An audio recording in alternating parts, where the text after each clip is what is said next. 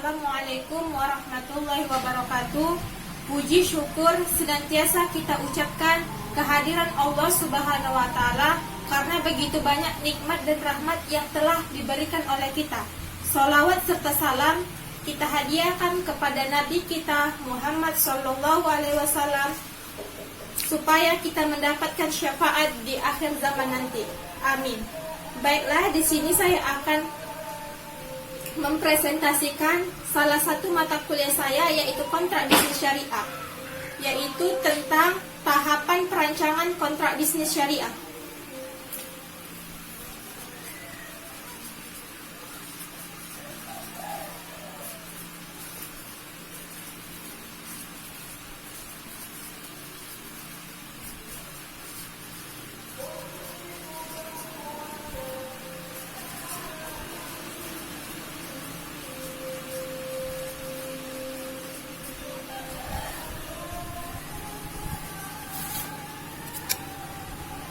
Dalam merancang kontrak harus diperhatikan berbagai tahapan. Secara sistematis terdapat 3 tahapan dalam merancang sebuah kontrak. Yang pertama ialah tahap pra-perancangan kontrak.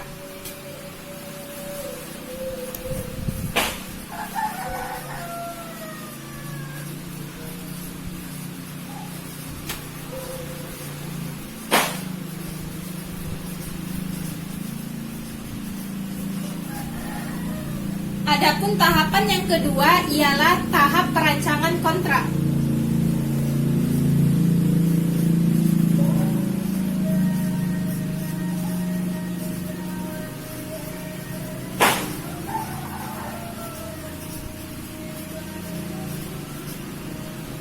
Dan yang terakhir ialah tahap pasca perancangan kontrak.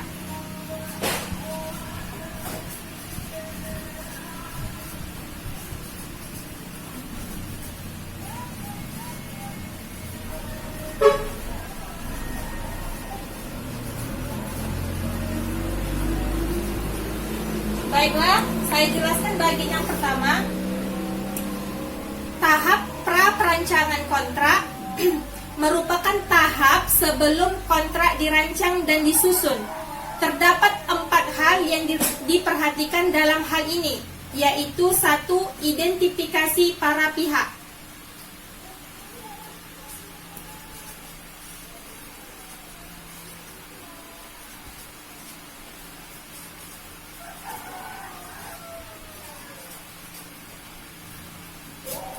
Merupakan tahap untuk menentukan dan menetapkan identitas para pihak yang akan mengadakan kontrak itu. Identitas para pihak harus jelas dan para pihak harus memiliki kewenangan hukum untuk membuat kontrak sebagaimana yang dicantumkan pada pasal 1330 KUH Perdata. Orang yang berwenang membuat kontrak adalah orang yang sudah dewasa. Adapun yang kedua ialah penelitian awal aspek terkait.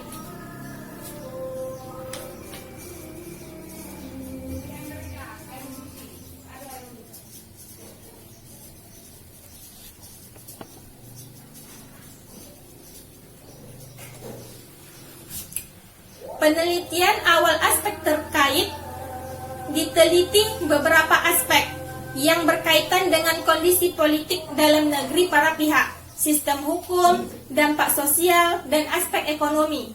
Hal ini dilakukan agar pelaksanaan kontrak tidak banyak mendapat hambatan. Pada akhirnya, perancang kontrak akan menyimpulkan hak dan kewajiban masing-masing pihak terkait isi kontrak, seperti unsur pembayaran, ganti rugi, dan perpajakan. Yang ketiga, Memorandum of Understanding.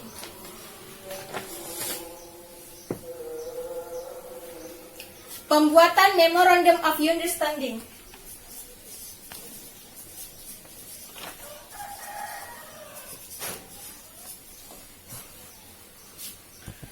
merupakan nota kesepahaman yang dibuat oleh para pihak sebelum kontrak itu dibuat.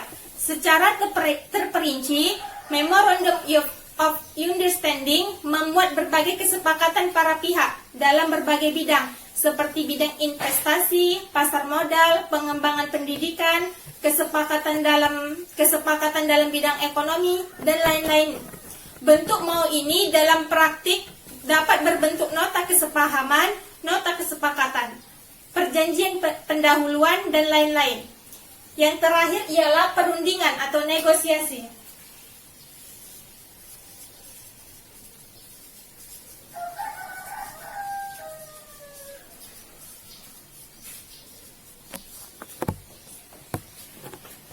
Negosiasi mempunyai kedudukan dan peran yang sangat penting dalam perancangan kontrak, karena tahap ini merupakan tahap untuk menentukan objek dan substansi kontrak yang dibuat oleh para pihak. Negosiasi memiliki dua corak, yaitu negosiasi dengan perundingan lunak atau soft bargainer dan negosiasi dengan perundingan keras atau hard bargainer.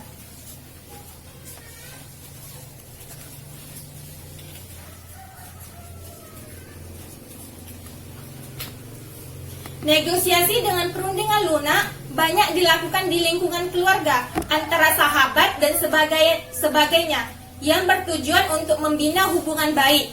Kelebihan corak ini adalah cepat menghasilkan kesepakatan, namun mengandung resiko berupa pola menang kalah atau win-loss. Adapun negosiasi dengan perundingan keras sering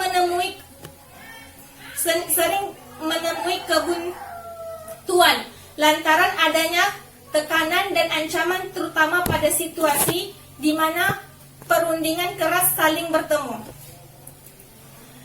Selanjutnya saya akan menjelaskan yaitu tahap perancangan kontrak.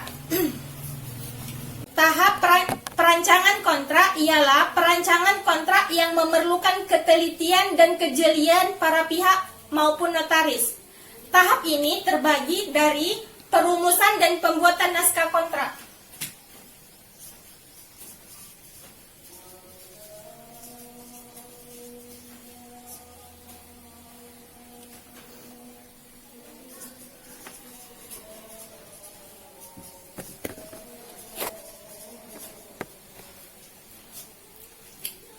Naskah atau draft kontrak merupakan konsep kontrak yang dirancang oleh para pihak. Dengan tahap ini, para pihak akan merumuskan dan membuat kontrak yang mana selanjutnya akan diserahkan pada pihak lain dan dikaji lebih mendalam. Naskah kontrak ini meliputi judul kontrak, pembukaan kontrak, pihak-pihak dalam kontrak, resital, substansi kontrak, penutup. Selanjutnya, perundingan atau negosiasi lanjutan.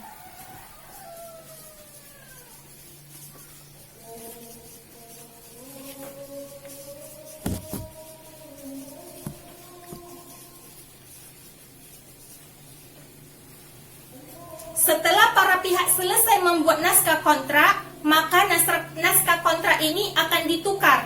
Hal ini bertujuan untuk memberikan pada para pihak untuk perihal salah satu kontrak. Pihak tersebut dapat mengusulkannya untuk dirundingkan bersama. Selanjutnya, para pihak akan merundingkan atau menegosiasikan lanjutan dalam isi kontrak. Apabila pada hasil perundingan tersebut telah tercapai kesepakatan, usulan tadi dapat dimasukkan dalam draft kontrak yang selanjutnya. Yang ketiga yaitu pembahasan naskah akhir kontrak.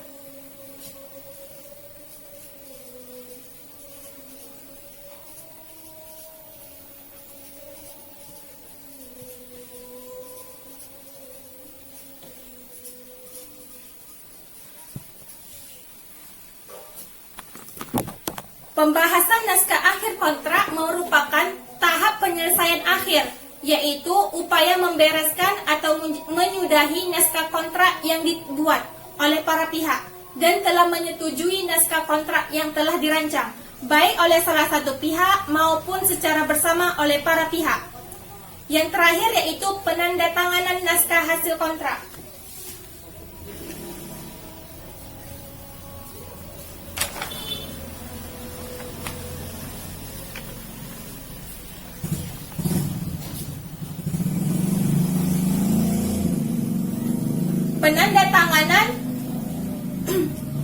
Penandatanganan naskah hasil kontrak ialah tahap akhir.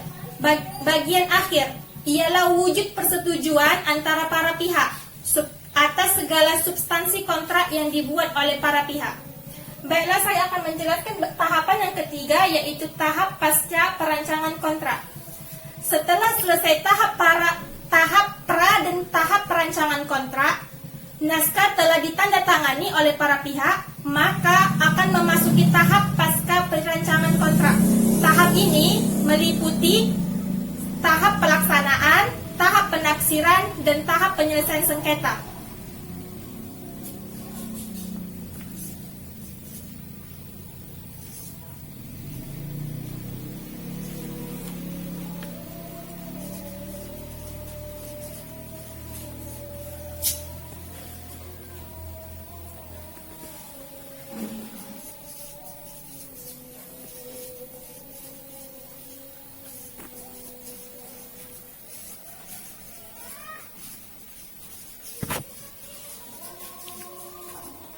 Tahap yang pertama yaitu pelaksanaan dalam isi kontrak. Karena sebagaimana disebutkan dalam pasal 1338 ayat 1 KUH Perdata, bahwa setiap perjanjian yang dibuat sah berlaku sebagai undang-undang bagi para pembuatnya, yaitu bagian kedua penafsiran. Seharusnya kontrak yang dibuat para pihak haruslah dapat dimengerti dan dipahami isinya. Namun tidak sebagian dari perjanjian kontrak tersebut dapat dipahami, maka dari itu dibutuhkan penafsiran. Apabila kontrak yang dibuat itu kurang dimengerti.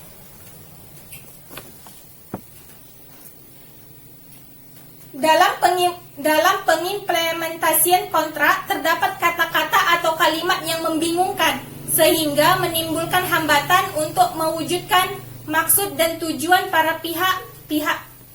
Penafsiran dalam kontrak diatur pada pasal 1342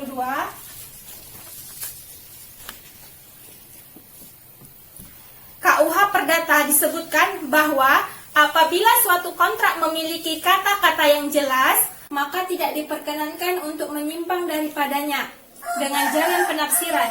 Namun, apabila kata-kata tidak jelas, maka dibutuhkan jalan penafsiran. Hal ini harus memperhatikan beberapa aspek, yaitu jika kata-kata dalam kontrak memberikan berbagai macam penafsiran, maka harus menyelidiki maksud para pihak yang membuat perjanjian sesuai pada pasal 1343 KUH Perdata.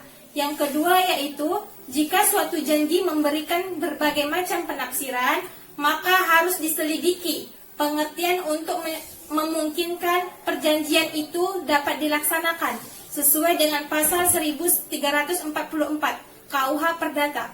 Yang ketiga, jika kata-kata dalam perjanjian mengandung dua macam pengertian, maka harus dipilih pengertian yang paling selaras dengan sifat perjanjian. Pasal 1345 KUH Perdata. Yang keempat, apabila terjadi keraguan-raguan, maka harus ditafsirkan menurut kebiasaan dalam negeri di tempat perjanjian dibuat. Pasal 1346 KUH Perdata. Yang terakhir, jika ada keraguan, perjanjian harus ditafsirkan atas kerugian orang yang meminta diperjanjikan suatu hal dan untuk keuntungan orang yang mengikatkan dirinya untuk hal ini. Pasal 1349 KUH Perdata. Adapun tahapan yang ketiga, bagian ketiga, yaitu penyelesaian sengketa.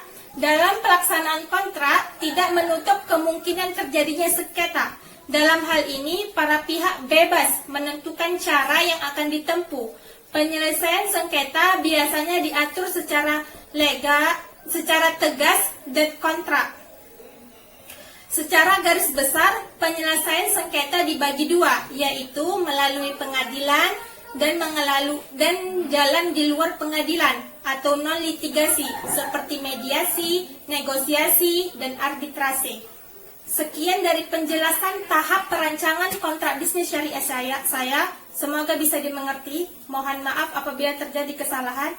Sekian dari saya. Wassalamualaikum warahmatullahi wabarakatuh.